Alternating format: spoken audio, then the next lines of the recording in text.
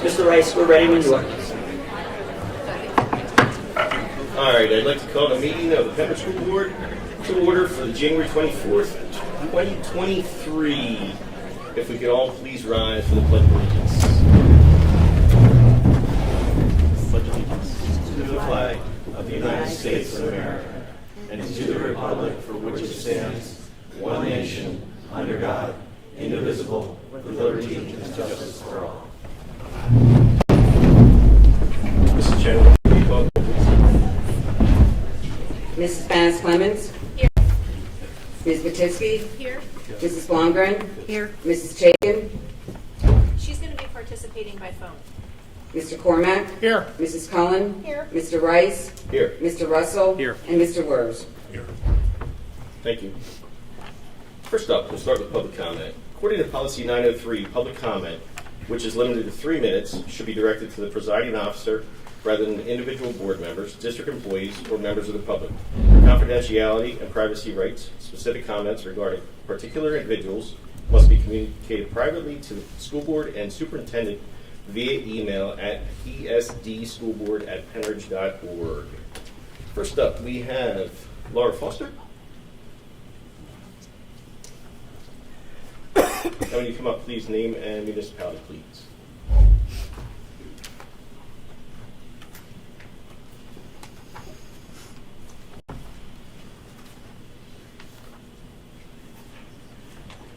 Hi, I'm Laura Foster. I'm East Rock Hill Township. I speak on the notes of the 118 Curriculum Committee meeting, or the meeting from last time. The pieces of information I'm about to share are for those community members who are not scared about America's history. The rest of you can open your DeSantis Abbott playbook and turn to the section on civics to follow along. At the last Curriculum Committee meeting, there was presented an overlay of the Hillsdale College 1776 curriculum into social studies. It is documented that these recommendations came from the board, despite our board president stating that board members do not suggest curriculum. Some people may ask, what does this curriculum look like? Let's start by finding out first what Hillsdale College is. So Hillsdale College is a well-known private conservative Christian liberal arts college in Michigan. Apparently our school board has decided that the #1 ranked graduate school for education in the country, the University of Pennsylvania, which is right in our backyard, does not suffice to look towards for curriculum. We need to go thousands of miles away. Of note, Hillsdale has been in the news pretty frequently based on their president, Larry Arnn, and his comments about ethnic minorities. So in response to a state violation of diversity standards, Arnn said that they were cited, I'm quoting, because we don't have enough dark ones. After being criticized for calling minorities dark ones, he went on to just clarify that he meant dark faces. So he clarified that for all of us. That's cool. He also is part of one of the teachers for the social studies curriculum there. More recently, as an education advisor to Governor Lee, Arnn shared his thoughts on public education, and again I quote, "The teachers are trained in the dumbest parts of the dumbest colleges in the country. You will see how education destroys generations of people. It's devastating. It's like the plague.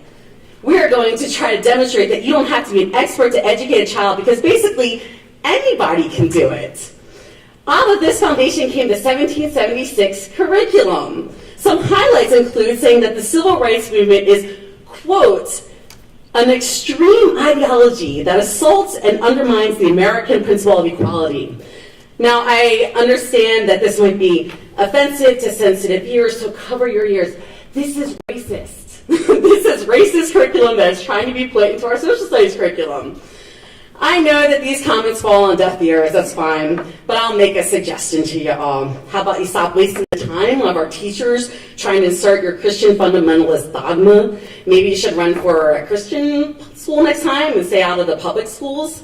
Unlike the man behind the social studies curriculum, I'm glad that our teachers are educated and that when presented with the absurdity of curriculum like this, they can see through your extreme fundamentalist motives. Thank you. Next up, Ross McLennan.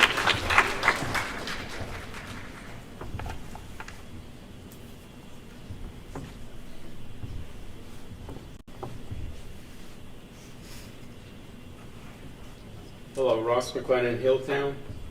I love the idea of the middle school baseball that was discussed last week. It was said that we can afford it. I expect this will be explained further tonight.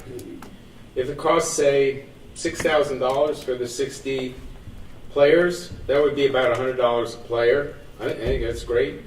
I like the idea of jobs, coaches, referees, bus drivers, and groundskeepers. I know we have issues with the bus drivers. Some parents even offered to drive, which is a great idea.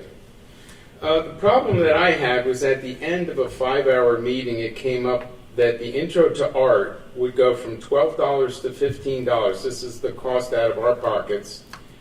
And art and design with ceramics 1 and 2 from $15 to $20. It was presented with little discussion and no objections. How many kids take art a year? We have roughly 600 per grade level, so at $6,000 you are paying for the entirety of the student costs. I would like to see the board eliminate the student costs for art classes. We can afford it. Okay, the Hillsdale College 1776. Wow, you stole a lot of my thunder here. This is so they are accused of brainwashing their students. So there you go. And I know that the overlay, which I don't understand what that is, it's free. Where did it come from? Did it get discussed other than last week in an open meeting for review prior to vote, like all other curriculum? Okay. So kids are about to sign up for fall classes, and you want to change the social studies from the 4 to 3. As a manufacturing professional, I know that workers today need all the history and social studies they can get. That's coming from an engineer. The world is smaller every day. We need to understand our geography, our religions, and so much more to work with the diversity of others in every profession, engineering, all sciences, and more so with our skilled labor. I think we need to rethink this change and go back to the 4 credits. I object to changing the policy 119 to opt-in versus opt-out. I think losing more facts about performance in the school, and in particular how children are being treated, is obnoxious. And you need to stop doing these things to protect your own ideology over the health and welfare of our students and how it has spilled over into the community and press. Lastly, I agree with Joan that we should revise the policy 903. I didn't mean to mention your name, but I do agree we may want to make that revision. Thank you. Next up, Leah Rash.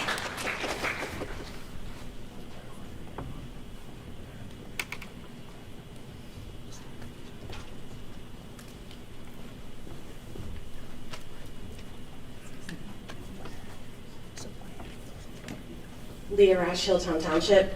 I'm speaking towards the policy committee, in particular just how policies are developed. I was watching the Central Bucks School District on their similar policy 321, I forget the number, around removing pride flags, etc.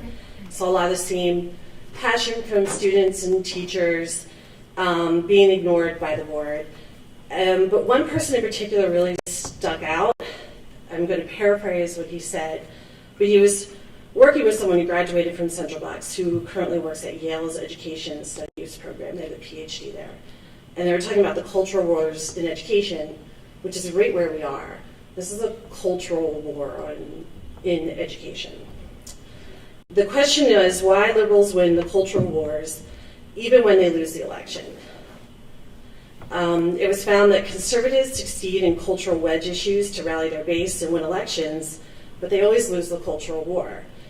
When they were asked why, the rationale was because they've already lost. By the time an issue is picked up, it's already a lost cause you're fighting for. The world has moved on. And that really resonated with me because when we've heard other children speaking in our school, the teachers very patiently explaining their jobs to all of you, they're light years ahead of you, and the kids in this school are light years ahead of you. And you can catch up. You can catch up by doing some very simple things, in particular around your policies. You do need research to back up movement that you're making. It shouldn't just be your idea or what you feel. There should be research behind it. You need valid examples, not just things you've heard. You can share those examples with the public. I highly suggest you do. And it should be systemic, not just one or two. So I've had multiple questions to the board for months now around evidence that a neutral classroom supports inclusivity, evidence around how many children participated in Day of Silence, how many parents had issues with it, and I've not gotten a single response from any of you around this. If you're making these decisions, this is information you should have. And then it becomes a real discussion and not just, I don't know, politicizing what you think. School boards are not supposed to be partisan, but they have become very partisan.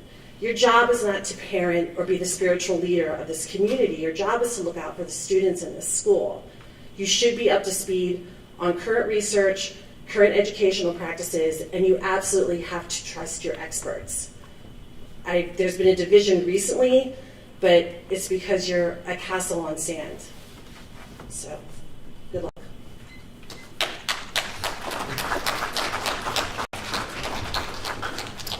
And moving on, that is all for public comment. Moving on to the President's report. A new year always brings new ideas, new challenges, and many new opportunities. I believe any of those challenges brought before us are within our reach.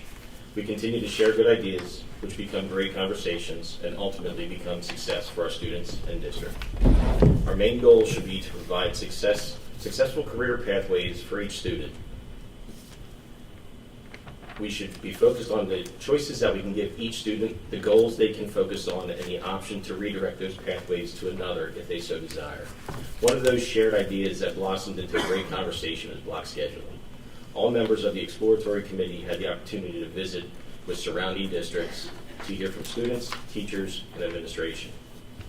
The meetings with surrounding school districts, along with the exploratory block scheduling committee, have given us a lot of positive feedback. At the final exploratory committee meeting, it was unanimously decided to bring block scheduling to committee for further conversation.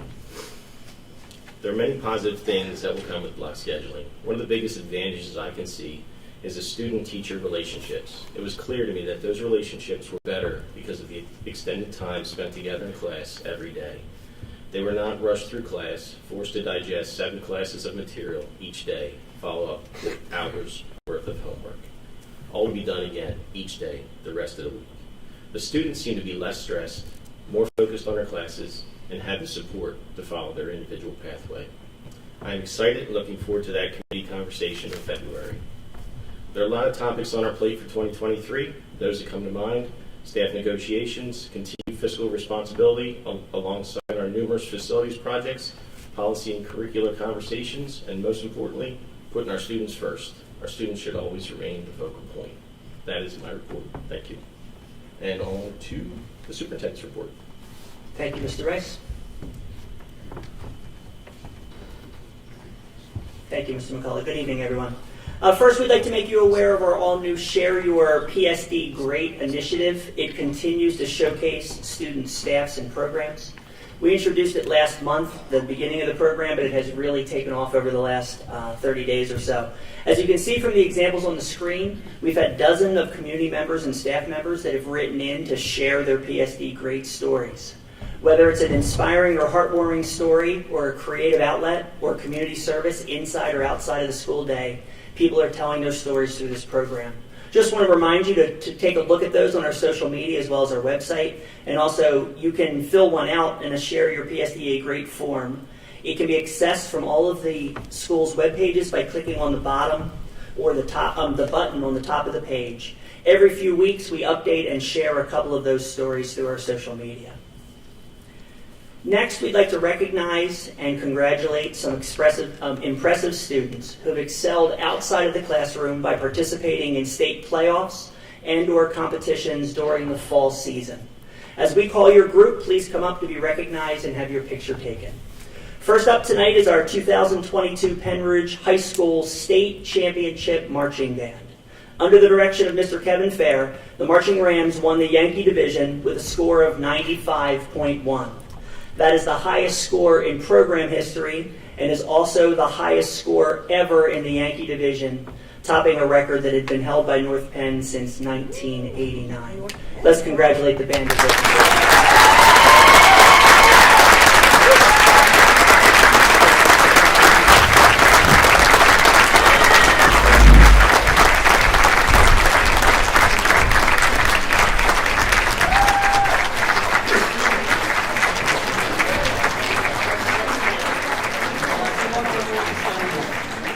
Just kind of group together for me. There's so many of you. Let's make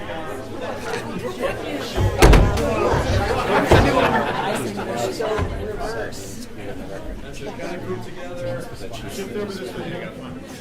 Make sure you see your face. Don't hide. That's it. All right. Take your whole man.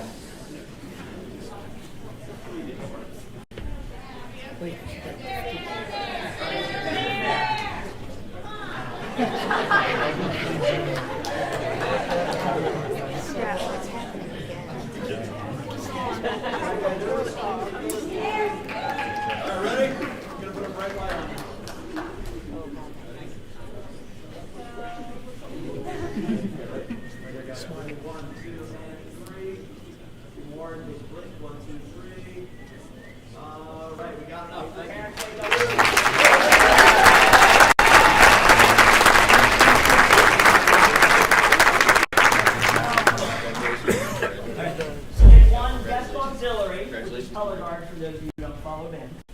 This is the big thing. This is music performance. So there's about 6 different judges that are on the field that do different aspects. And so music performance in terms of how they interpreted their music is part of that. So they won that. Overall effect is how good they look. And we're out of that. So let's congratulate them.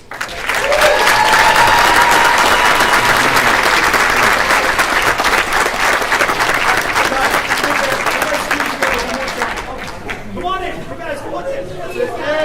There you go. That's it. Mr. Rice, get in there too. There we go. That's it. 1, 2, 3. We got it. All right, thanks, guys.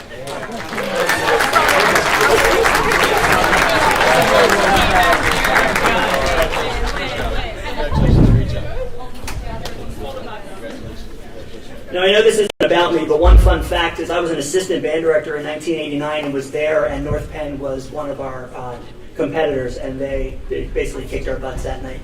And they were one of the best marching bands I'd ever seen, and this group beat them. So, congratulations. Next is our women's soccer team, coached by Miss Audrey Anderson, who's not able to be here tonight, and Mr. Jason Lawler. This team, This team, again, won the Colonial Division Championship for the 7th straight year. They were also a state finalist for the 3rd time in the last 5 years. They like the even numbers. In 2018, they were the state runner-up. In 2020, they won the state championship. And in 2022, they again were the state runner-up. They also have been named Pennsylvania Girls Soccer Team of the Year. Let's congratulate the soccer team.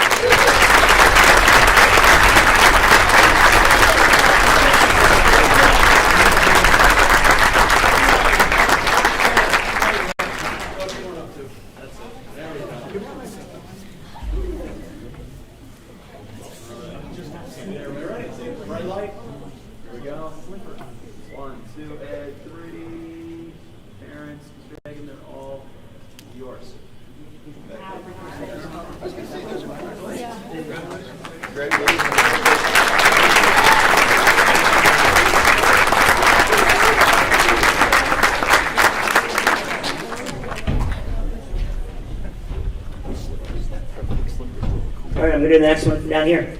Next is the men's soccer team, coached by Mr. Pete Vollemont. We had a really good fall soccer season, that's for sure.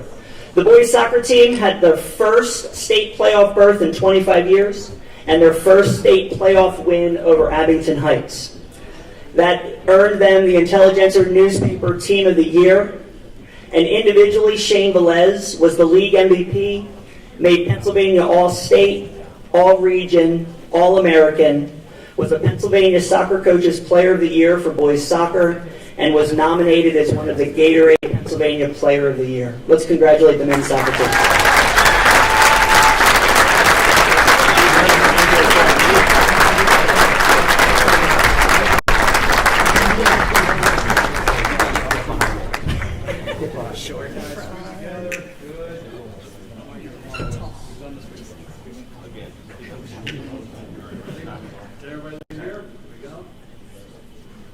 Ready? 1, 2, and 3.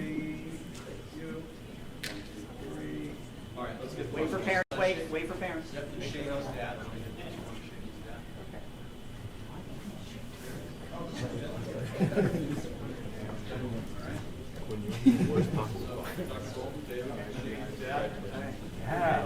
Congratulations. Yes.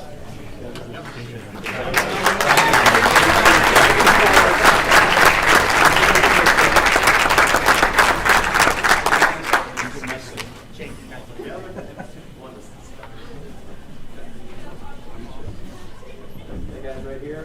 1, 2, and 3. Thank you very much.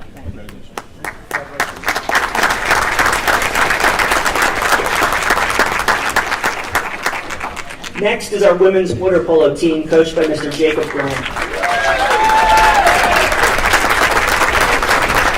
For the first time in program history, they were named Eastern Conference champions. They also participated and won the Beast of the East tournament, which is the largest water polo tournament on the East Coast, and that's the first time in program history. They finished third in the Pennsylvania State Championship tournament, which is the highest finish in program history. They had 6 student athletes who received All-State.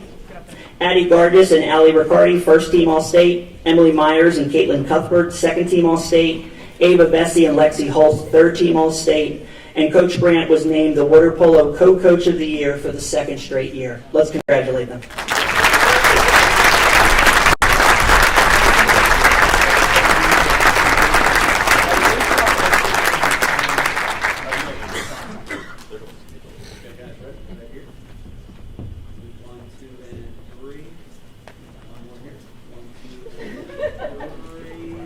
Parents, all yours? Good. Congratulations.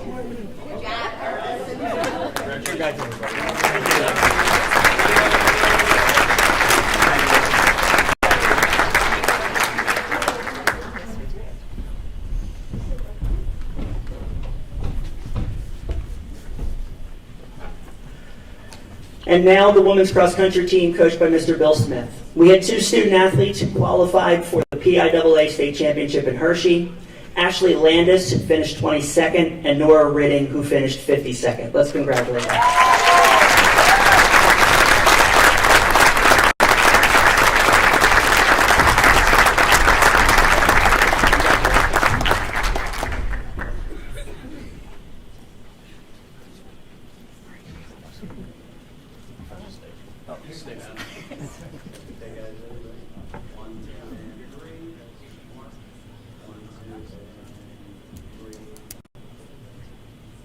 Explain something to me first about the pictures. Did you see the picture he chose? Okay, now first of all, did you beer? Yeah. You did? Was that home? Yeah. And why these people so special? So the other team, they're all looking for having fun. Cross country players, when they take pictures, they're like this. So I know, it's just what you do. Congratulations.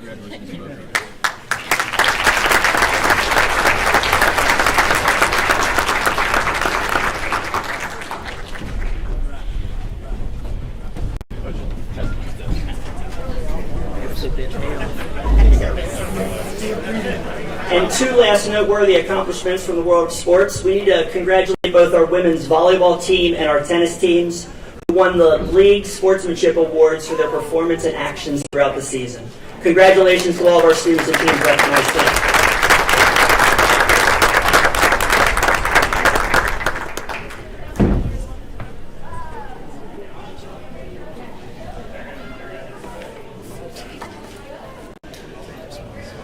January is School Board Appreciation Month, and we want to pause to thank our school board members for their service, dedication, and commitment to the Pembridge School District and their community. Our 9 school board members spend countless hours each month reviewing information for meetings, preparing for meetings, attending meetings, reading emails, and attending school and community events. Did I mention that they are volunteers? The Pennsylvania School Boards Association estimates that members across the state spend on average 14 hours a month on school board matters. And that doesn't include the conversations at Lanzas or on the sports fields. I want to say thank you to this board for their dedication to the students, staff, families, and taxpayers in Pembridge, and to present them with a small token of our appreciation. The ram cutting boards that you can see above were designed and created by our students in Mr. Andrew Kitey's advanced woodworking class as part of our award-winning STEM program. It is an amazing craftsmanship, and you should see one when you get a chance. Many think that they are too nice to actually use. So let's thank our board members. Thank you all. Thank you, Dr. Bolton. These are beautiful. I was going to hold one up. I didn't realize they were up on the screen, but it is very nice. Thank you. It was neat to watch them come together in terms of the different steps that they did in terms of pressing the wood and then engraving in the ram and then adding the epoxy and adding the topping. It really is amazing. Talent that I don't have, but they did a nice job. Last thing for my report, I would like to recognize a donation of $500 made by Mr. Gary Schiff, who is also a volunteer, to Bedminster Elementary School to be used for academic endeavors. That's it for the superintendent's report, and we'd like to now have the student report. Thank you, Dr. Bolton. And you stole much of my thunder regarding student athletes. And it is hard to follow the accomplishments of our students in 2022, but Student Council is already hard at work for many amazing events to come in the new year. To conclude, last year we did collect over 360 cans for our canned food drive, which was an amazing accomplishment. Ahead, we are busy preparing for our annual Winter Ball, which will happen on Saturday, February 4th. So we encourage all high schoolers to come out for a fun night under the Northern Lights. And many of our other annual traditions, such as Mr. Penridge, are already hard in preparation. And we also have other surprises in store for the community. Thank you, Mr. Young. Thank you. Dr. Bolton always does that. He steals the thunder from a lot of us. So. All right, moving on to the consent calendar. I'm going to make a motion to approve the consent calendar, items A through H. Can I get a second, please? Second. Thank you. Comments, questions? All those in favor? Aye. Any opposed? Motion carries. And Ricky is on. Ricky is on the phone. Ricky is on the phone. Right, motion carries 9-0. All right, let's see. And then we have, moving on to activities with Ms. Chaikin. Would you like me to do that? I'll do that. That's a little awkward on the phone. So obviously the notes for the January 18th meeting are attached. Two action items. First is an approval of the revised 22-23 district school calendar and a motion to approve that. The calendar is updated based off of the weather date that happened on December 23rd. The day has been forgiven for students. Students currently in Penridge are scheduled for 182 school days. They're only required 180 by state law. So the first one can be forgiven. They'll still attend 181 school days. And so that means one day was added on at the end of the year for teachers in terms of staff development, but it does not change the last day of school for students at this point. Yeah, I can't make a motion. Can I make a motion to approve the revised 2022-2023 district calendar? Could I get a second, please? A second. Thank you. Any comments or questions in regards to this? Seeing none? All those in favor? Aye. Any opposed? Motion carries 9-0. The next motion is for the 2023-2024 district calendar. It is attached. Again, it follows the same rhythm as our calendars over the last few years. The first day of school is always determined by when Labor Day is. Labor Day is still in the first 4 days of the year. It's September 4th next year, which means the first day of school will be the last Monday in August, which is the 28th. The normal holidays and breaks during the year. Currently, it's hard to believe with leap year, obviously, and one extra day there.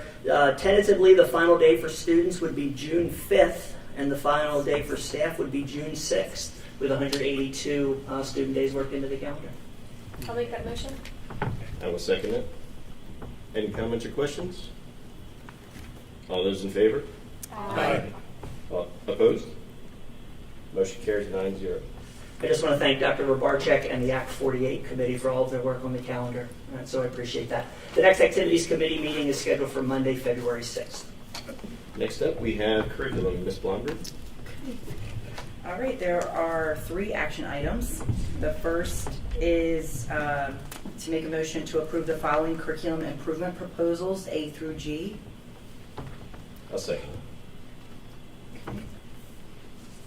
Motions? Sorry. Okay. Oh, any questions or comments? What was that on? Which items? A through G. A through? G. G. The first curriculum, the approval of curriculum improvement proposals. Okay, just B. Fine. We good? Yeah. Okay. All those in favor? Aye. Opposed? Motion carries 9-0. And the next, I'd like to make a motion to approve the special education plan. Second. Got a second. Comments or questions? All right. All those in favor? Aye. Opposed? Motion carries 9-0. Okay, and the last item is I'd like to make a motion to approve an increase in student costs for the following art courses. A, Intro to Art from $12 to $15, and B, Art and Design and Ceramics 1 and 2 from $15 to $20. I'll second it. Questions or comments? I would want to make a comment as to what this is, since there was a public comment specific to.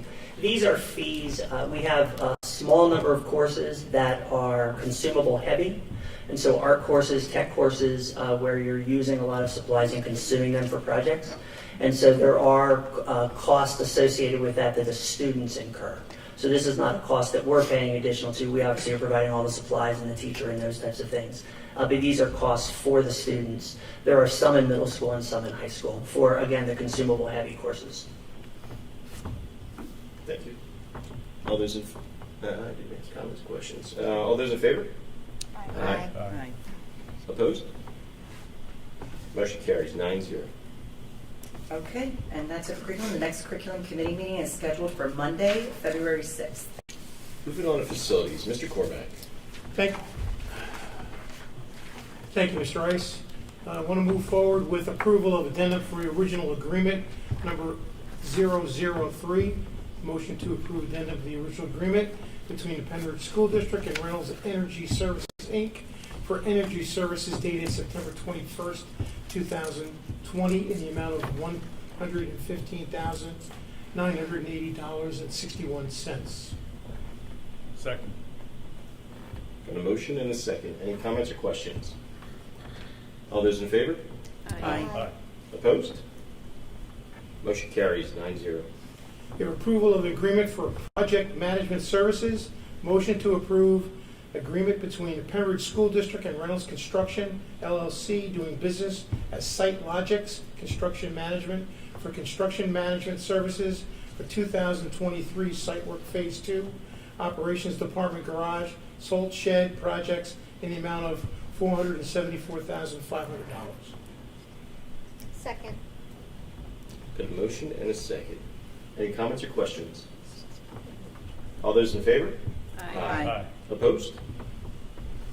Motion carries 9-0. The motion to approve the agreement between Penridge School District, Site Logic Consulting Engineers for civic engineering, MEP engineering, architectural design services for 2023 site work, phase 2, operations department garage, salt shed projects in the amount of $258. Second it. Motion has been made and seconded. Comments or questions? All those in favor? Aye. Opposed? Motion carries 9-0. This is an easy one. A motion to accept the purchase and installation of playground equipment at Seiler Elementary School by Home and School Association. Second. Second. Motion has been made and seconded. Comments or questions? I just want to thank all of our parent home and school associations. This is obviously the one on the agenda, but all of them do significant work at our 11 buildings, and I just want to show our appreciation for them. Thank you. All those opposed? All those in favor? Aye. Aye. Opposed? Motion carries 9-0. Last, we have a motion to approve obsolete items A through H listed below. I'll second it. Motion's been made and seconded. Comments or questions? All those in favor? Aye. Opposed? Motion carries 9-0. Our next scheduled meeting is February 13th, 2023. Thank you. Onward to finance. Going to make a motion to approve the contracts A through J below. Could I get a second, please? Second? Got a second. Got a motion and a second. Any comments or questions? All right. All those in favor? Aye. All those opposed? Motion carries 9-0. Approval of student activity. Motion to approve the student activity count listed below. High school class of 2026, and it's a new. Could I get a second, please? Second. Got a motion and a second. Comments or questions? All those in favor? Aye. Opposed? Motion carries 9-0. The next facility finance committee meeting is scheduled for Monday, February 13th, 2023. Onward to personnel. There was not a personnel meeting, but there is one motion, and it's the motion to approve tender recommendations for teacher Amy Rastetter and Lauren Smith. We would need that as a motion, please. So moved? I'll second it. The motion and a second. Any comments or questions? All those in favor? Aye. Opposed? The next personnel committee meeting is also scheduled for Monday, February 6th. On to policy. Ms. Clemens. Thank you. There is one policy on the agenda for first read, and that policy is the Policy 137, Home Education Programs. Based on feedback from some board members, the only concern that I had heard had to do with the line which shall be approved by the board under delegation of responsibility. And so I'm wondering if we were to remove that line, would that build consensus so that everybody could approve this policy? Yes. Okay, then I will make the motion to approve this policy, but remove the line which shall be approved by the board under the delegation of responsibility section. I'll second What it. page is it? First page. First page, it says delegation of responsibility. Okay. This- The person making the motion can make a friendly amendment to the motion. They don't need to do a So we have a, vote on we got a motion and You I'll have second it. seconded. I'll second that. So now, comments and questions. Comments and questions. Comments? Questions? You're taking out the one in the green, which shall be approved by the, that's the only change. Okay. Correct. Yes, thank you. Any other comments, questions? All those in favor? Aye. Opposed? Motion carries 9-0. Okay, and that was the only motion for policy. The next policy committee meeting is scheduled for Monday, February 6th. On to the IU, Ms. Clemens. Okay, thank you. I have to warn you, my report is a little bit long today, so bear with me. Can't imagine that. I know you're shocked. But there's so many exciting things happening. The main thing that I want to just review with the board, especially since we have a lot of newer board members and the IU budget process can be really a lot to take in at the beginning. There is a programs and services budget, which is really the only portion of the budget that we all approve at all of the sending districts across the county. And that's really where, when we're all funding and that money goes in, this is what we're funding. The IU pulls in money from other places to fund other things and has other projects outside of that, but the programs and services budget is really where our money goes. And so that will come to our finance committee meeting, and we will all have to approve that budget here. And that gives you an idea of when we're sending our taxpayer dollars to the IU, those are the things in that budget that we are funding. The other things that are done at the IU are funded in other ways. Aside from if we are sending a student here or there for different things, then we pay for whatever other services we directly contract with them for, and those also appear on our agenda, and we vote on those here. I was curious about the history, because I know we haven't raised, there's two different formulas for funding the programs and services budget. So I just wanted to give you a little bit of an overview. There's two pieces to this. The one formula includes payments by each member district, irrespective of its size. There's no increase in the amount of each district's contribution over last year's amount for that funding formula. The other formula is determined by multiplying a fixed dollar amount times the number of students enrolled in the district as of October of the prior year. The dollar amount used to determine the cost per student contribution is $4.80 per student, which is an increase of 25 cents per student. All revenue received from direct purchased service will be primarily used to provide instructional technology and/or instructional materials and research services, respectively, for the intermediate unit's member districts.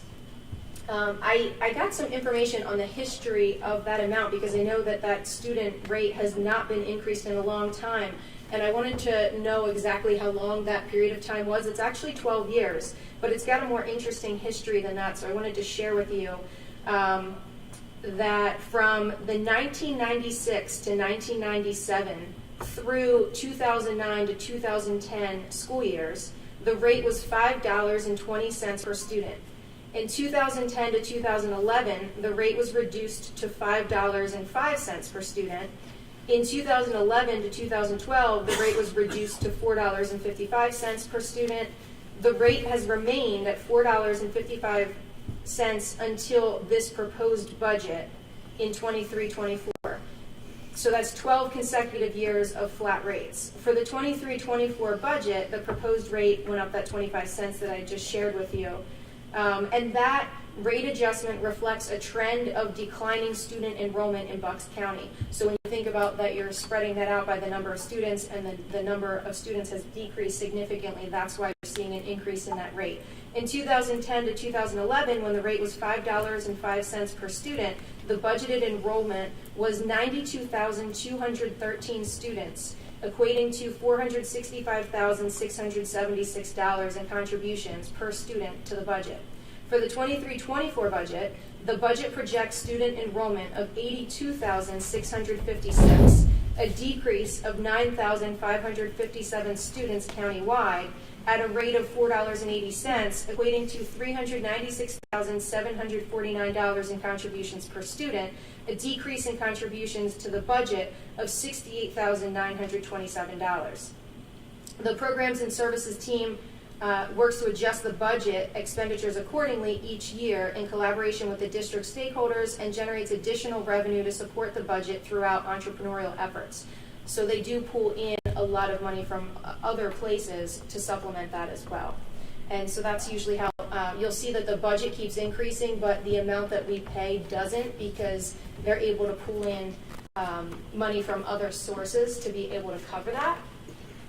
So this is something that we'll be reviewing again at the Finance Committee, but it's probably helpful to have this overview now, and I can circulate that to people to board members ahead of time too, so you can start to go through that Programs and Services budget. So it went through the preliminary process at the IU, then it'll come here, all of the individual districts will vote on it, and then it will go back to the IU, and the IU board will do a final approval of that budget, but we'll be next to approve it here at Penn Ridge.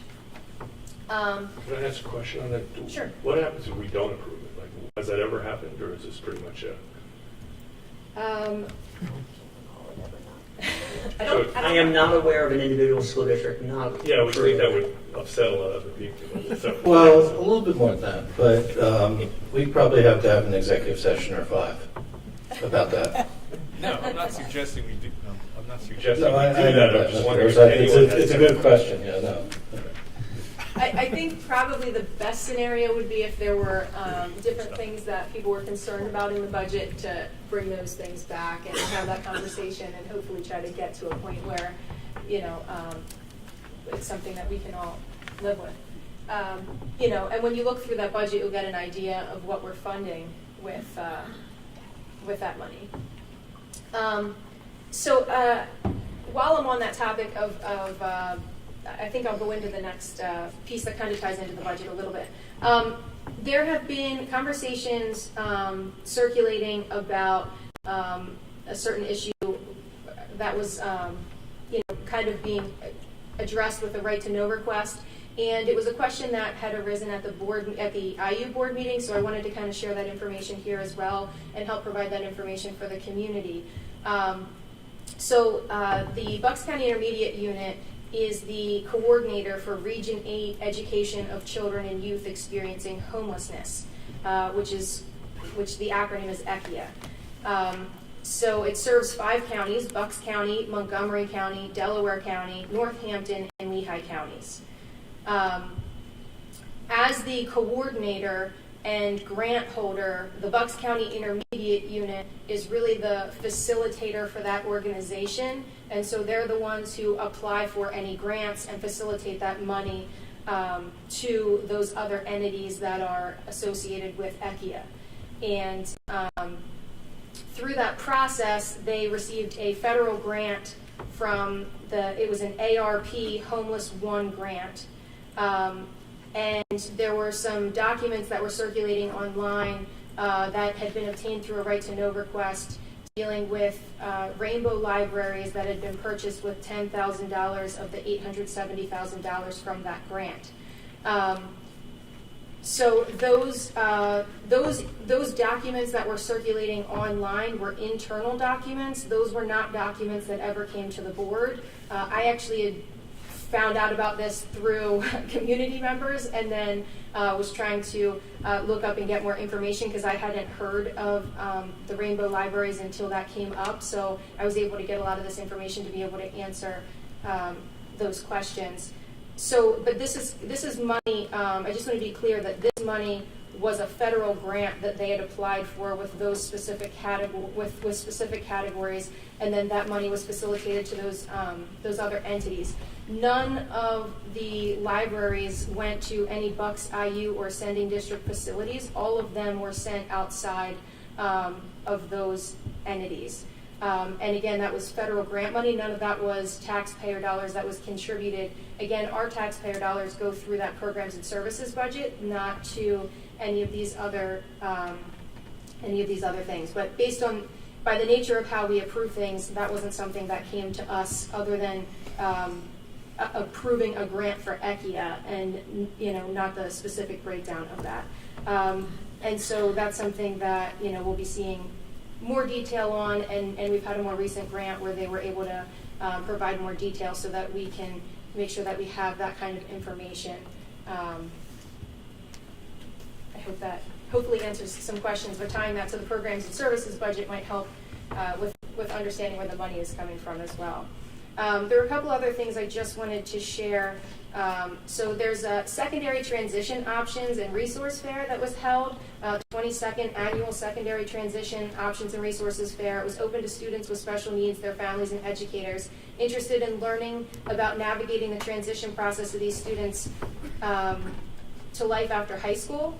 And representatives of organizations offering accommodations for those with special needs were on hand with information on post-secondary education and training, employment, independent living and community resources, legal, financial, life planning, and more. Having an opportunity to speak with these groups directly and have questions answered offers the attendees a chance to learn about options and plan for their futures. So that's another service that parents can find those options through the intermediate unit.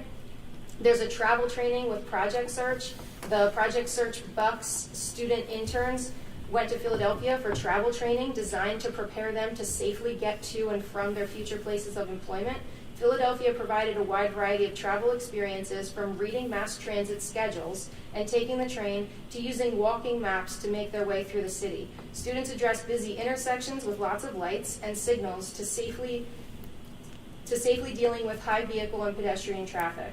At Reading Terminal Market, they learned to identify and locate vendors while selecting menu items within their budgets. Travel training allows the interns to increase their self-sufficiency, independence, and safety. There's also Career Ready Bucks, which connects Bucks County students through their schools with local business and industry as a way for youth to learn and experience future career options aligned with strong future employment opportunities.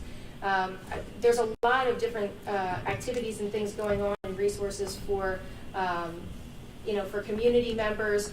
I will have them, but I don't want to be here all night telling you guys about all of them. So I'll have Mrs. Chenoweth was kind enough to attach some of the documents for us in the minutes from last month. So I'm going to see if she can also attach the Awesome News, which talks about a lot of those different opportunities and activities that are going on. And the last thing, thank you, Mr. McCullough. Just to share, there are some STEAM camps that are going to be happening at the Fab Lab over the summer, so some great opportunities for kids to register to do some of those activities. I was able to send my daughter to one of those with building a robot, so she was really excited about that. It was great. It got to tour there. They really have a lot of great opportunities for students to learn all of those different STEAM activities. And they now have a lending library as well that that the sending districts can access, so that sending districts can obtain some of that equipment and bring it to the districts to do some of that training here as well. But there's some, it's kind of small, but kind of gives you a breakdown of all the different courses that are being offered, and we'll see if we can circulate that through our social media as well so that parents can register for that. And that's my report. The next IU meeting is scheduled for February 21st. I actually have some questions or comments about the IU report, if I may. The information about where those, who funded or who was running the program for those rainbow libraries wasn't actually something that needed to be obtained by right to know.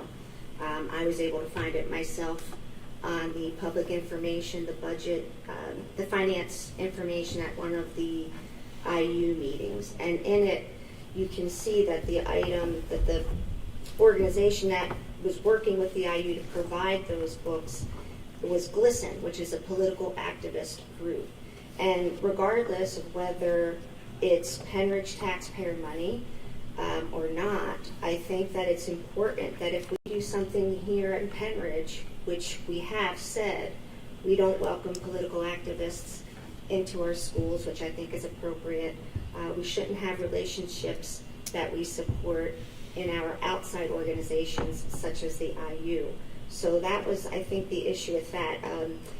It doesn't matter also where those rainbow libraries were sent. I think, again, if we say in Penridge that we have some standards by which we want to, standards we want to hold ourselves to for what's age appropriate for children, and that we're not going to have our children subjected to things here in our buildings, we should not support those things to be sent to children in other locations. So I just want to, make that comment to say that when we have representatives, whether it be at the IU or at the tech school, those representatives are supposed to represent the interests of the Penridge School District, uphold our principles, and really carry through what we do here. So I would appreciate if we could make that something that we do going forward and be mindful of it. It's not just with this particular libraries thing, but there were issues throughout the whole COVID debacle with mandates that came down, and there's too many details to go into. But that was another time when the IU was making decisions, and I always want to make sure that what we do here in Penridge, that should be what our representative carries over to the IU, carries over to the tech school, and that we hear about things from the tech school or from the IU beforehand, before they're voted on.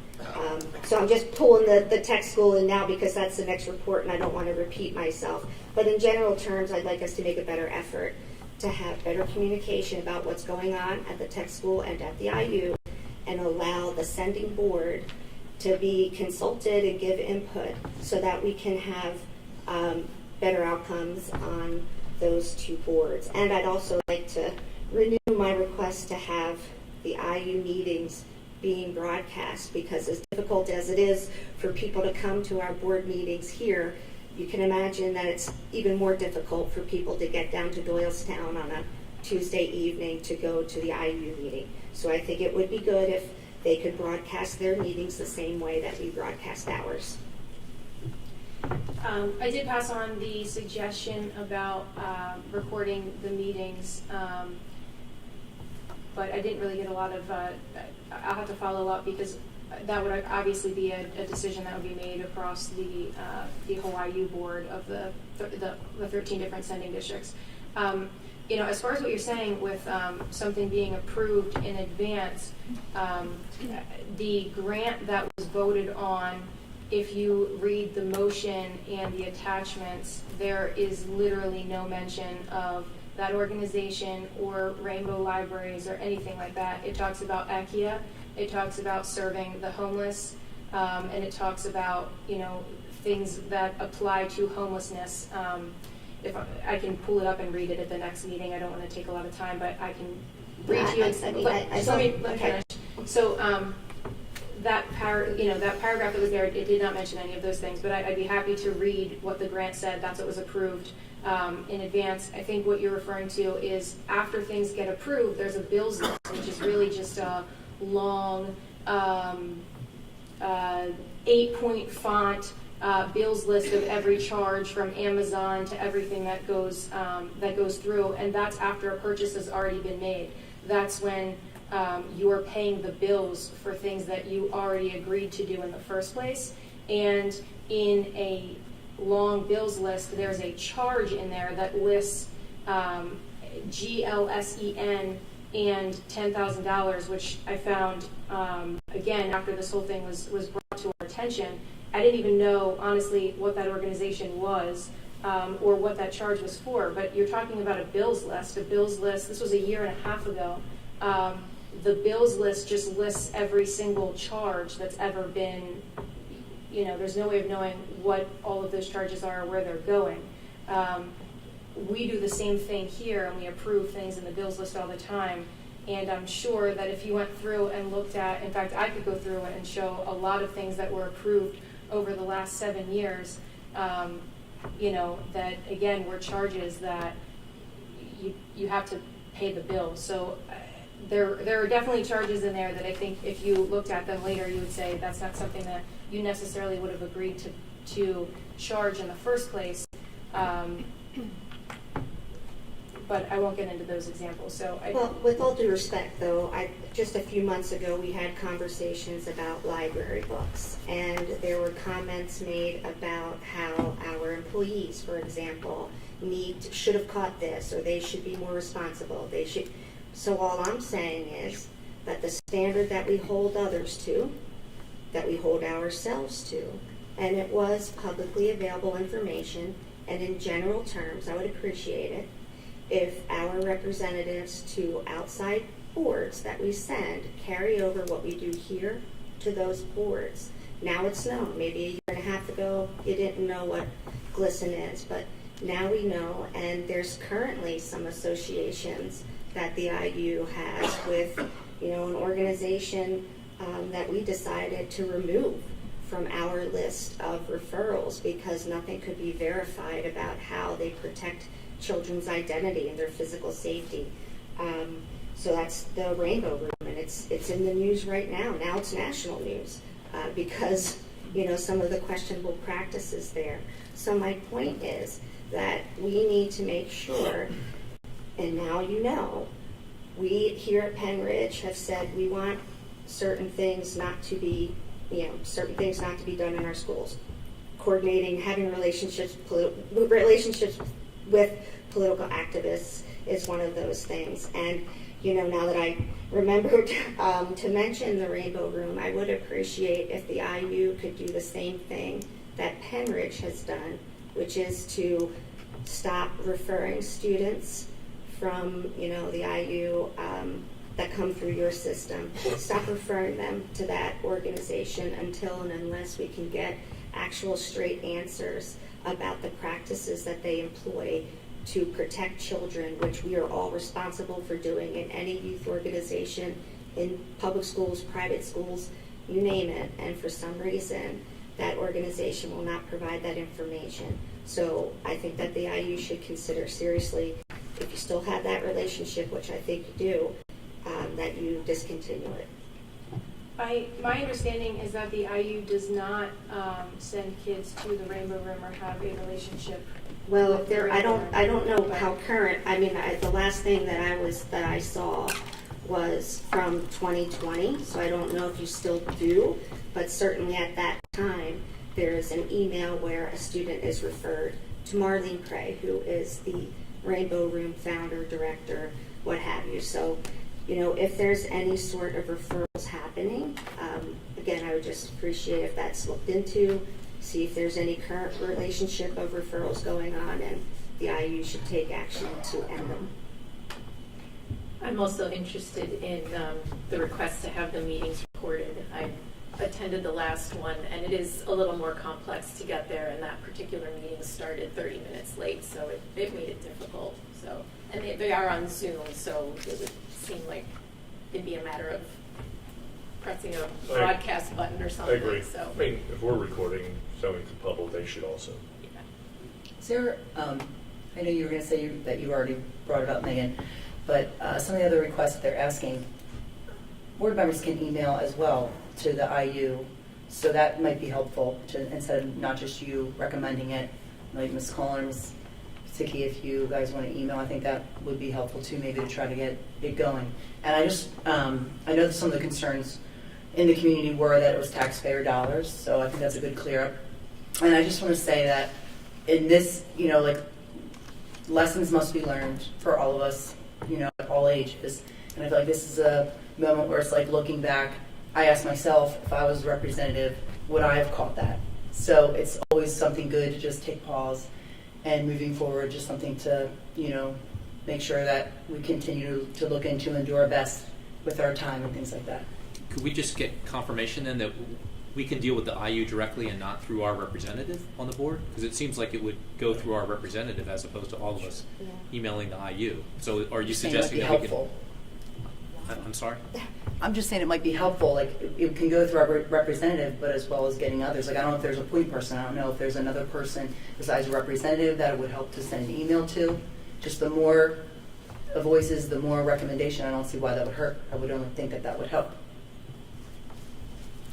I mean, anyone's welcome to email any of the boards, so you're obviously welcome to share your own perspective and email the board. I'm also passing on those concerns, so it's up to you if you want to follow up and also make it clear from your perspective. Sure, because from outside coming in, I thought the IU was somewhat limited in only providing, support for special ed or students that we couldn't support within our own district. And so it surprised me that the IU is involved in a lot. Like they're even all the way to supervising homeless shelters. I would never have thought that. So it'd be interesting to have a full account of what the IU is doing to some degree, to know, why are we involved? Why are we sending somebody? And also when we looked at our what was provided at the one meeting, our students that are going through the IU, I guess, continue to go down, right? So we're bringing those in-house, and that's intentional on our part. So the money that it would make sense then that the money that we're sending to them is going to decrease because we're trying to meet those students' needs more in-house here.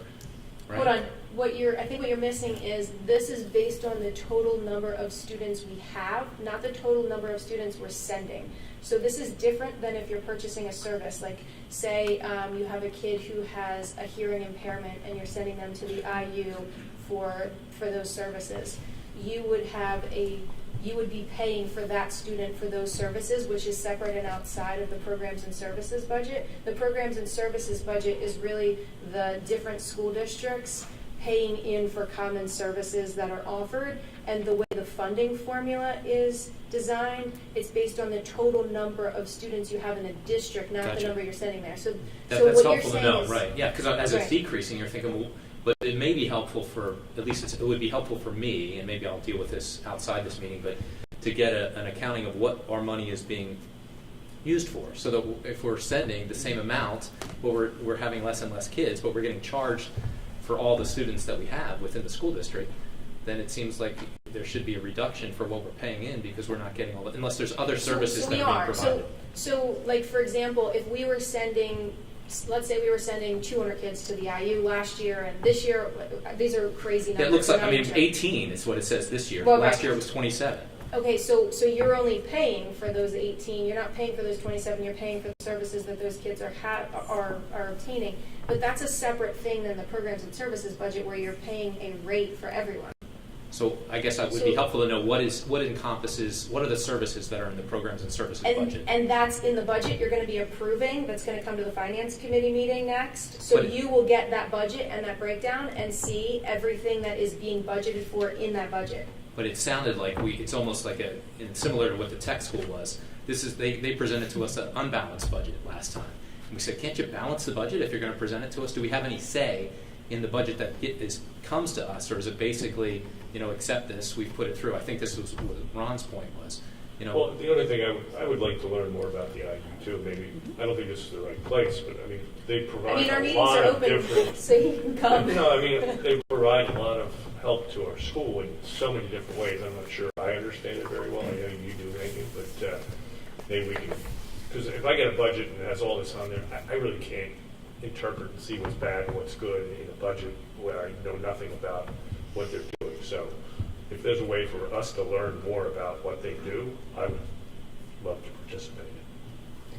Yeah, and I think one way to kind of help you understand the different things that the IU takes on is, they look for needs in the community, and then they find ways to meet those needs, and then they find ways to pay for those needs being met. So, for example, in our area, we didn't have the Head Start providers and pre-K counts providers, and so the IU, basically got accredited to do all of those things and applied and was able to get those accounts through the state and the federal government. And so those things get funded through the state, through the federal government, and they're the ones who run those programs.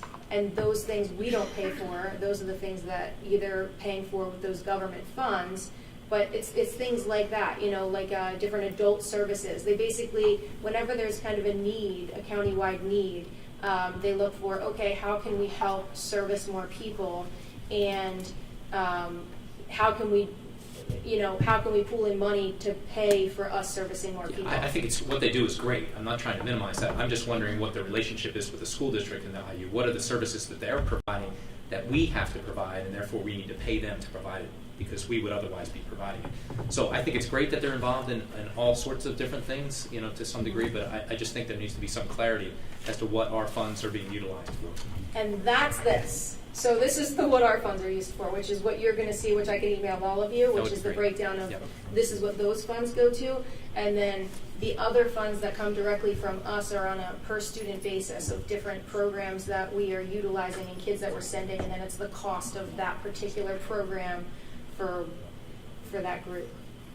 So We'll make sure that the February Finance Committee, when that budget's presented, tries to separate those two different funding streams, because there is some confusion in terms of different ways that we pay the IU and the services they provide. So we'll try to get a pretty condensed list. I've also taken some notes, and I'll make sure I reach out to Dr. Hoffman to discuss some of the other issues that were discussed tonight. Excuse me. You're good, Ray. Thanks. yes. Moving on to Uncle Bucks County Technical School, Mr. Corbin. Thank you, sir. I got three components to my presentation tonight. The first one is about looking at the students and how they excel. Congratulations to Mr. Kozak. He is our welding fabrication instructor. Evan Schoffer, Connor Sheehan, Nick Bolton-Soffer. Placed second in the Pennsylvania Skills District 11 welding fabrication. They literally had a project that was hand delivered to them. They had to open it up and actually build for the first time, looking at diagrams, which was a hitch cargo carrier that goes on the back of a car. So they do all the welding and bending of metal and so forth. Interesting enough, there was 5 industry professionals from Ingersoll Rand and JGM USA, which were judging the competition. The students actually took second place, and each student received a $3,000 scholarship. So kudos to the gentlemen and their professor. Second, Layla Cotter placed in the Pennsylvania Farm Show. She placed second in showmanship and third place in obstacles for our first-year senior age group in the Farm Show. So congratulations to her. This is a little unusual, but I think it's worth talking about. Jeff and Michelle James received honorary Keystone degree at the PA Farm Show in the Convention Center. The parents have 3 Upper Bucks Tech students, children who have earned Keystone degrees: Abigail, 2023, Anna, 2022, and Dakota in 2022. So there's a family that has really stuck together and worked really well with the Vote Tech School. So congratulations to them. Next are placements. I do this every month. I think it's really important that we understand that our students are out in the workplace. Hartman Inc., Sellersville Family Dental, Bubba B Mechanical, Valley B, Sioka Collision, Wareforce, Bishop Dairy Farms, J.R. Bromley, and BKZ Contractors. All have students in their shops which are looking to expand their educational knowledge in that particular field. And last but not least, the January Student of the Month. Miss Isabella Emily is a student in our Healthcare Careers Program and a senior at Penridge High School. Emily is a first honor student and received Outstanding Level 1 award in her program. She's surveyed as the Skills USA Vice President, Skills USA District Reporter. Emily is OSHA and CPR First Aid certified, has earned many certifications to prepare her for the healthcare industry, and after graduation, she plans to pursue a career in a registered nurse. So congratulations to Emily. And we did have a little blip because of the way the schedules were put together. I want to report on our December Student of the Month, Cole Anderson. Cole is a third-year student at the Mechatronics program, well-rounded student, placed on 2 ice hockey teams. He serves as co-captain at the Penridge Junior Varsity and is a valued member of the team club. He also serves as the USA Skills Representative for the past 2 years. That is my report. Thank you. And our next meeting is Thursday, February 16th, 2023. Thank you, Mr. Cormack. On to the Penridge Community Education Foundation, Mr. Disney. Good evening. The Penridge Community Education Foundation group met on Saturday, January the 7th. The group's main focus right now is planning for a lovely evening, which is a fundraising and recognition opportunity. So that is scheduled for Tuesday, April the 25th, just 90 days away, which goes quickly when you're organizing and planning. The Penridge Community Education Foundation website is linked to the Penridge website. And if you go to the community button on the main ribbon there, you can navigate to the Community Education Foundation website.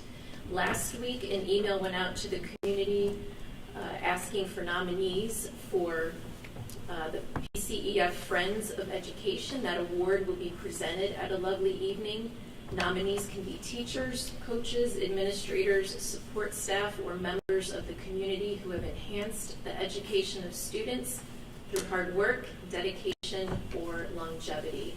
So those nominations actually close on January the 27th, which I think is Saturday. So that's coming up, and again, that will be presented on April the 25th at the Sellersville Theater.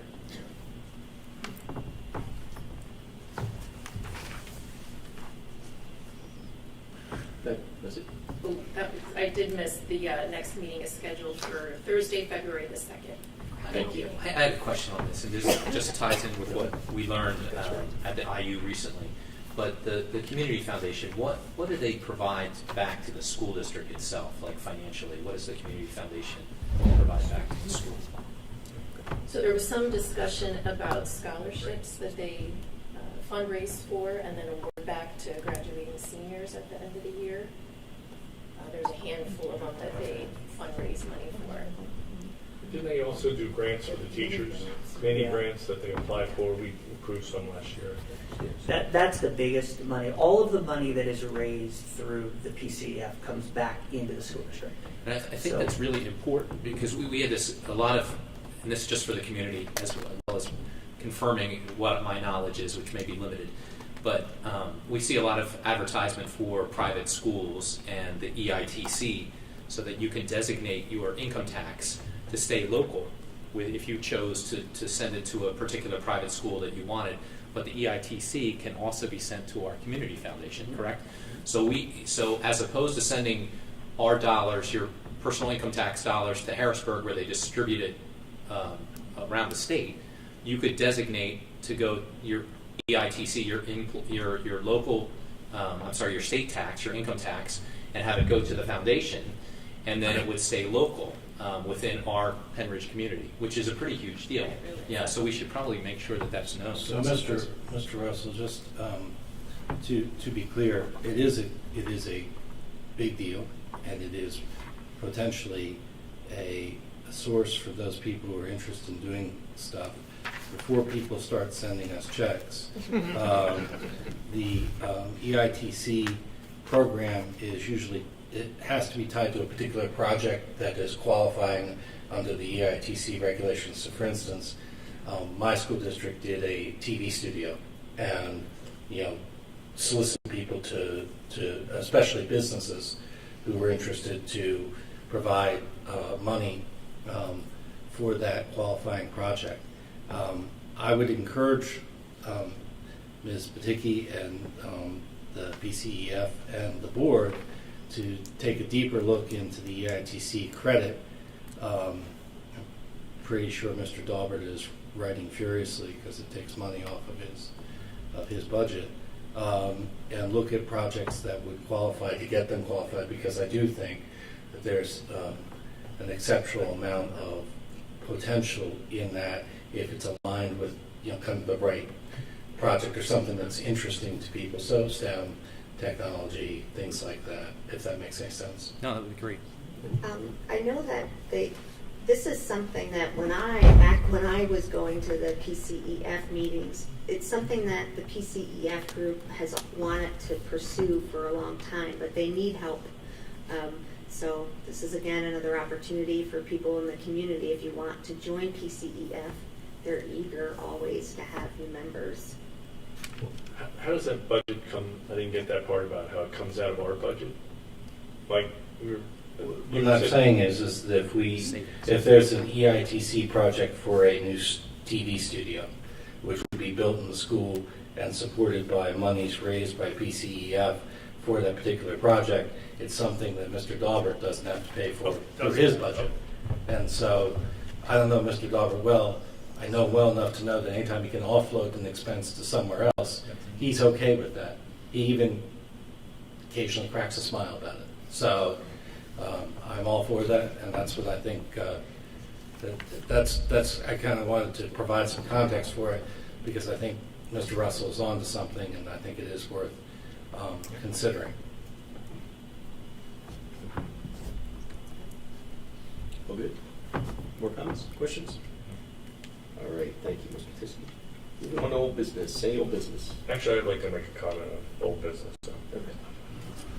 Luckily, our meeting isn't going too long tonight. So last month, the board approved by a 5-4 margin the reduction of credits in social studies from 4 to 3. This changed our 50-year tradition of requiring 4 credits of social studies for graduation. 4 is also what the vast majority of other schools in our area require. We also made this change despite a massive outpouring of support to vote this down. In past controversies surrounding this board, we've always had 2 sides to the debate. Asking, advocacy, DEI were all significant issues, and the public was divided on what we should do. However, in the social studies debate, there was no other side. The students, the faculty, the administration, the parents, and others in the community all asked that we as a board take a pause and sort out the entire graduation requirements. This included a petition signed by over 1,000 residents, a petition run by the students that had almost 200 signatures, and an overwhelming emotional response during our public comment section on last month's board meeting. The entire community was aligned behind the idea of slowing the process down and doing it right. Despite all that feedback, 5 of our members ignored the evidence and proceeded to rush this through anyway. The revised policy approved by the board at the last meeting was new to 4 members of the board. and was communicated to the public only at the time of the meeting. And someone left a copy of the new policy at the entrance to the board meeting. The public was completely blindsided. This is not a good example of transparency. Since the policy passed, I decided to look at the reasons for why this should stand as our new policy. Despite many opportunities, the only response was through public comment during the meetings. The only reason to pass this that I got was enabling our students to have more choice in their career pathway in the school. This sounds like a great reason, right? If we give them more choice, then kids can focus on what they want to do in life and take courses that are more appropriate to their success. There is, however, one problem with that theory. It is the fact that we're dealing with teenagers whose thoughts and actions don't always align with our views. Maybe, just maybe, our students don't have the same motivation that we do as adults. Maybe by the time they reach their senior year, they are more motivated to get out of school than to add on more additional optional courses. Maybe they don't see this as an added benefit. Maybe they don't even know what they want to do as a career. As it turns out, not everyone in high school is as driven as we would like. Take, for example, the benefit we give to our seniors. We offer the prized late arrival and early dismissal option. I'm sure you're familiar with it if you have a senior. If you talk to seniors who have it, they're very excited about having it. Who doesn't want to sleep later or get out early from school? So I asked the administration how many students are lucky enough to get this opportunity. I was blown away to learn that 72% of our seniors have that option. 72%. 60% of those could take another half-credit course. 60% of those 72% could take, 60% of the students could take another half-credit course in their senior years, but they choose not to. That's right, they have the choice to take an optional course already, and they don't take it. Only 60% of them don't. Now we're giving another students another credit of choice. And it was sold to us that they'd have to take these credits and just can't do a study hall. That is also not correct. The average graduate of Penridge has over 26 credits when they graduate. Our requirement is only 24 to graduate. 14 and a half of those credits have limited choice, which leaves 9.5 credits that are completely up to the student, these options that they have. This, of course, does not apply to the technical school who choose to use their electives to go to technical school. Most will meet that minimum easily and will take most of their required courses before senior year or by the end of the first semester. This will actually give seniors an option to skip their elective if in the first and second semester and get the great option of late arrival and early dismissal. With 72% of the students already taking one of these, I think it's a good possibility that this will happen. So although we were told that more choice is such a great idea, there's no evidence that the students will use this additional choice.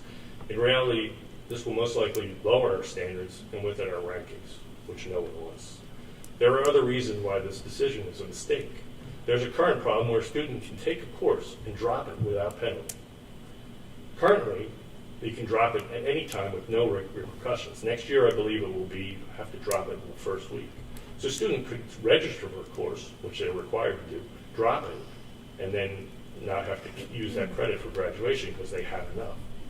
So we need to realize that these students sometimes are more focused on enjoying their senior year than taking advantage of a more choice option. And now, in addition to this, we are proposing to reduce our American history from 2 years to 1 year to accommodate this additional choice. Does anyone really believe that this is a good idea? I think we spoke about that earlier. On top of that, we recently had a meeting to discuss the merits of going to block scheduling, which Dave talked about. In the meeting, those who surveyed other schools, we were overwhelmed by the positive aspects of this. In fact, we had no negative reviews, and I understand we're moving forward with discussing this in general. So if we switch to block scheduling, according to the administration, they'll have up to 4 more credits of choice of electives because they obviously get that with block scheduling. So that would easily suffice for the proponents of more choice without sacrificing over 1 year of American history or 1 year of social studies. And I know they can optionally take it, but kids don't always take what we offer as options. Obviously from an unbiased observer at last discussion at a committee meeting, there are tons of more questions than answers about what we should do for next year. We misled the public on how much it would cost. We don't have a plan for how each student will meet state requirements next year, and we're losing out on 1 year of American history in the process. To summarize, since everyone except the 5 members of the board is against this policy, for reasons the policy seemed to make no sense and will cause our students' performance to drop, I believe it is paramount that we reverse our decision. A high-functioning board should always realize its mistakes and correct them. The public demands it. 4 members of the board still support it, and it will only hurt our students and our community in the future. What really shocked me the other week is how the board listened to the public and makes decisions based on the opinion of the public. That happened last meeting when the public showed up in force and asked for middle school baseball. The board promptly supported what the public demanded. I don't understand why we didn't do that for social studies. Much like baseball, when an error by the umpire is made, we now use instant replay to determine the decision was not correct and fix the error. I ask the 5 members of the board to reconsider this decision based on both the public's response and the other facts that I've mentioned tonight. I hope at least one of the 5 of those who voted for this can see the huge negatives this presents and has the wisdom to allow the right people, the experts in our administration, to take the time to do the graduation requirements correctly. I believe our student and our community deserve this. Thank you. Rather than rehash this, I don't see anyone in the room who hasn't already heard everything that we've all said. I'm just going to refer everyone to the minutes that were approved tonight from the December meeting, where I thoroughly explained this in detail as the policy chair and put out the facts regarding this, and asked Mrs. Chenoweth to link under old business to those minutes, to that piece of the minutes of what I've said, so that it's clear if people are looking for it. I won't rehash. So what does anyone disagree with what I said? I mean, is there a reason to go from 4 to 3 besides more choice, which we will have a lot more of? And I know we usually don't rehash things, but this is too important a decision to just walk away from it. And I know the community is 100% behind this, and that just bothers me that we ignore that. It does bother me too that people say the community, that it's the whole community. But I will say this. I think you said some comments that are, again, not completely accurate with your statement that we're taking away an American history course, which is absolutely not true.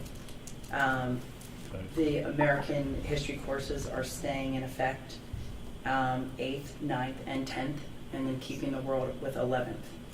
I will also say that you can't say out of one side of your mouth, and not you specifically, but in general, that everyone wants this, and then say outside the other side of your mouth that when given choice, they won't take it. That doesn't make sense. They have the choice now. I'm just saying. You said it. You said everyone wants this, so you can't have both. Everyone wants this, but given the choice, they won't take it. And then I wanted to bring it up. It didn't come to me when we discussed middle school baseball, because you're right. We listened to the community, and we all agreed to have middle school baseball. But you can't compare apples to oranges. And where it's apples and oranges is if we don't move forward with middle school baseball, we take away that entire opportunity for our boys to play. They don't get to play at all. There's no opportunity. Going from 4 social studies credits to 3, they still have the opportunity to take 4 social studies credits. We're not taking that away. And that's what I'll end on. Thank you. Anybody else want to say anything about why they still support this? I'd like the community here. It is apples and orange. I mean, but on the one hand, you're talking about academics, the actual education of the children, which is our primary responsibility. And we listen to, and look, I wanted middle school baseball since the first time someone asked for middle school baseball years ago. That's not the point. The point is that we had one night of public comment, and yes, everyone was very, emotional and wanting this thing, and yes, if we said we didn't want to look into it, they wouldn't be playing. But to say that this does not impact our students and could impact them negatively is just completely inaccurate. It will impact 100% of our students. And even in the email that was sent out with the inaccuracies about the cost, it was stated that we did this because 20% of the students go to tech school. Well, it's not clear that the tech school students, we had some tech school students that spoke to us, it's not clear that this benefits them anyway because they already have space in their schedules. And when we set a goal to do something to improve our educational offerings for the school, our goal should be, let's do something that's great for 100% of students. Let's not just single out groups. And some of the students, it was kind of sad to me that some of the students picked up on it and said, please don't pit us, kids that want to take AP courses against kids that are in the tech school. Don't do that to us. And I agree with them. They shouldn't be pitted against one another as competing groups.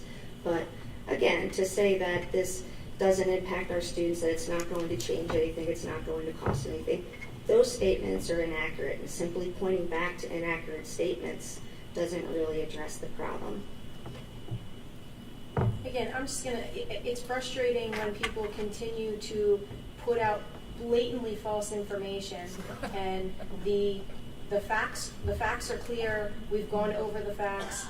You keep suggesting that people have space that don't have space, and you're saying you don't want to pit people against other people, but literally you want to deny opportunities to a specific group of students because you're afraid other students may choose something you don't think they should choose. And again, to Jordan's point, what are you afraid of? If everybody wants it, they're not going to choose it.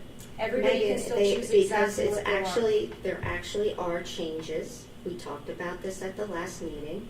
There are changes that are going to be made. That has been established. That is a fact. And as far as these, I'm not afraid of students not choosing social studies. If they I think that you should take 4 years of social studies. There's a lot of value in it. We wanted to add content. It doesn't make sense to me to cut it out. But you're not doing something to benefit 100% of the students. You're in fact doing something that's targeted at a specific group of students, which we could have addressed by simply offering different diploma options, which other schools do, and it's easily accessible to the public to see it online. I found those examples myself, schools right in our local area that offer different diploma levels to tech school students and the sending school students. That can be done. That can be done right now, today. We could do that. That was an option that would have taken care of the problem in the interim while we prepare the block scheduling that we all seem to agree is a great thing and will alleviate the other problems that we have.